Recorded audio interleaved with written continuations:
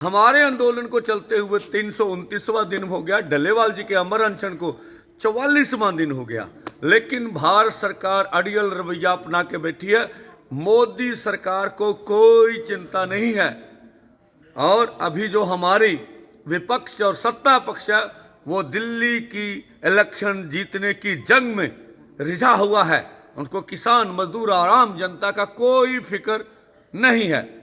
जहां तक हमने दोनों फोरमों ने, किसान मजदूर मोर्चा और एसकेएम नॉन पॉलिटिकल ने जो निर्णय लिए हैं कि 26 जनवरी को पूरे देश भर में कोई देश का गांव नहीं होना चाहिए जहां से करोड़ों की संख्या में या लाखों की संख्या में ट्रैक्टर निकलकर रोड पर नहीं आने चाहिए, जो निर्णय किया है। और उसी के साथ साथ 13 को लोहड़ी के दिन हमने जो नया कृषि की मंडी को निजी हाथों में देने का जो नया खलड़ा मोदी सरकार लेके आ रही है, उनके यहाँ कॉपियां जलाने का आह्वान किया देश के वासियों को। इसी तरह से 10 का अर्थी दहन पूरे देश भर में मोदी सरकार का होना चाहिए।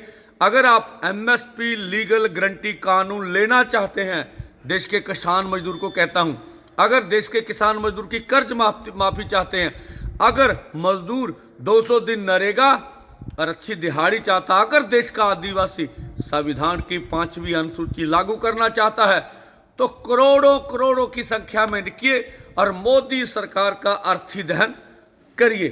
इसी के साथ साथ जो हम सुन रहे हैं HMPV, एक नया वायरस जो देश भर में आ रहा, पहले चाइना में इसकी खबरें थी, चाइना के बाद देश में छोटे बच्चों को जो कह रहे हैं माहिर। चलो ये खोज का विषय है, पर मैं आपको ये कहना चाहूँगा, जब हमारा दिल्ली आंदोलन पहला चल रहा था, कोरोना आया, अब दिल्ली आंदोलन 2 पूरे देश भर में बढ़ रहा है, अब ये वायरस आ रहा है। सुचेत जुड़ रहिएगा। और जो फार्मास्यूटिकल कंपनियां हैं कॉरपोरेट की, वो अपना व्यापार करने के लिए पूरे ललचित रहती हैं कि कुछ ना कुछ ऐसा हो।